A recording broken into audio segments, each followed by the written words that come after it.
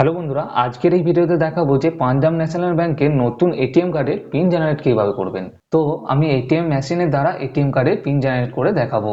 তো এটিএম মেশিনে যাওয়ার আগে আপনাকে ওই মোবাইলটিকে সঙ্গে নিয়ে যেতে হবে যে মোবাইল নাম্বারে আপনার ব্যাংক অ্যাকাউন্টটি লিঙ্ক রয়েছে, ঠিক আছে।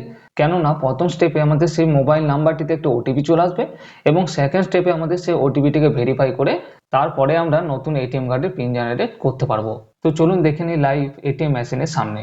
তো এটিএম মেশিনের সামনে আসার পর এখানে এটিএম কার্ডটিকে নিয়ে এইভাবে এই এটিএম কার্ডের মধ্যে যে চিপের মতো অংশটি রয়েছে সেটি ওপর দিকে রেখে এটিএম মেশিনে এইভাবে এন্টার করে নিতে হবে।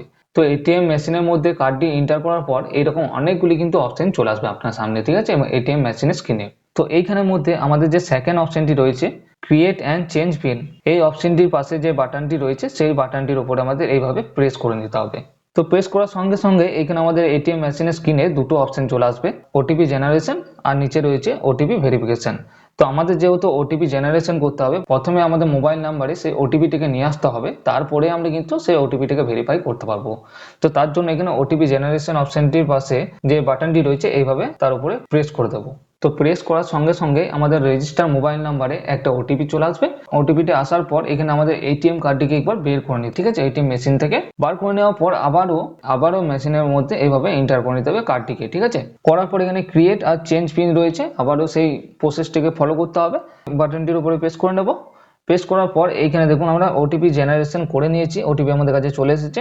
তার জন্য এখানে নিচের অপশনটিকে চুজ করবো ওটিপি ভেরিফিকেশন। তো ওটিপি ভেরিফিকেশন করার জন্য এই ওটিপি ভেরিফিকেশন অপশনটি পাশে যে বাটনটি রয়েছে এভাবে প্রেস করে নেব। তো প্রেস করার পর এটিএম মেশিনে এরকম অপশন চলে আসবে। তো এইখানে আমাদের যে মোবাইল নাম্বারটিতে ওটিপিটি এসেছে সেই ওটিপিটি এখানে এন্টার করে নিতে হবে। ওটিপিটি এন্টার করার পর এই নিচে যে ইয়েস বলে অপশনটি রয়েছে তার পাশের বাটনটির উপরে এইভাবে প্রেস করে নিতে হবে। তো তারপরে দেখুন এইরকম একটা অপশন চলে আসবে, pin change please enter your new pin. তো এইখানে আমাদের 4টি সংখ্যার একটা পিনকে জেনারেট করে নিতে হবে বা টাইপ করে নিতে হবে। তো চলুন এখানে আমি আমার একটা পছন্দের মতো চারটি সংখ্যার একটা পিন টাইপ করে নেব।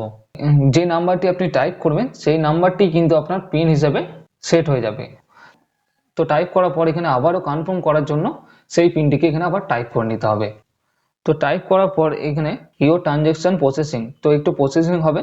তো প্রসেসিং হয়ে যাওয়ার পর এখানে দেখুন স্লিপ বেরিয়ে আসবে, একটা স্লিপের মতো বেরিয়ে আসবে।